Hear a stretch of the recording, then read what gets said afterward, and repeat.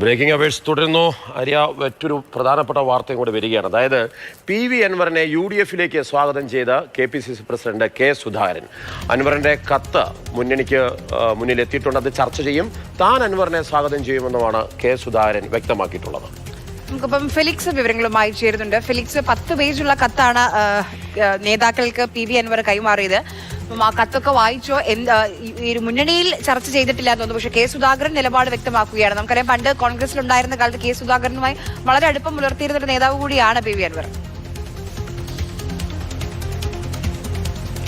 തീർച്ചയായിട്ടും ആര്യ, K. സുധാകരനുമായി അന്നും ഇന്നും വലിയ അടുപ്പവും സൗഹൃദവും PV അൻവർ കാത്തു സൂക്ഷിക്കുന്നുണ്ട്. അതുകൊണ്ട് K. സുധാകരൻ വ്യക്തമാക്കുന്നത് തനിക്ക് വ്യക്തിപരമായി അദ്ദേഹം UDF-ലേക്ക് അദ്ദേഹത്തിന്റെ പാർട്ടിയായി തൃണമൂൽ കോൺഗ്രസ് വരുന്നതിനോട് എതിർപ്പില്ല എന്നതാണ്. താൻ സ്വാഗതം ചെയ്യുന്നു. പക്ഷേ ഇക്കാര്യം മുന്നണി ചർച്ച ചെയ്തതിന് ശേഷം മാത്രമായിരിക്കും അക്കാര്യത്തിലൊരു അന്തിമ തീരുമാനം ഉണ്ടാവുക. PV അൻവർ കഴിഞ്ഞ ദിവസമാണ് UDF നേതൃത്വത്തിന് ഇങ്ങനൊരു കത്ത്, ഘടകകക്ഷികൾക്കടക്കം ഇങ്ങനെ തൃണമൂൽ കോൺഗ്രസിനെ UDF-ലേക്ക് എടുക്കണമെന്നാവശ്യപ്പെട്ടുള്ള കത്ത് നൽകിയിട്ടുള്ളത്. നേരത്തെ തന്നെ എടുത്ത K. സുധാകരൻ വ്യക്തിപരമായി നേരത്തെ തന്നെ എടുക്കുന്ന ഒരു നിലപാട് തന്നെയാണ് അദ്ദേഹം ആവർത്തിക്കുകയാണ് ഇപ്പോഴും ഉണ്ടായത്. പക്ഷേ ഇത് മുന്നണിയിൽ ചർച്ച ചെയ്ത് എന്ത് തീരുമാനം ഉണ്ടാകും എന്നത് വളരെ പ്രധാനമാണ്. പക്ഷേ അത് എത്രമാത്രം എല്ലാ നേതാക്കളും അല്ലെങ്കിൽ മുന്നണിയിലെ ഘടകകക്ഷികളൊക്കെ കൂടിച്ചേർന്നെടുക്കേണ്ട ഒരു തീരുമാനമാണ്.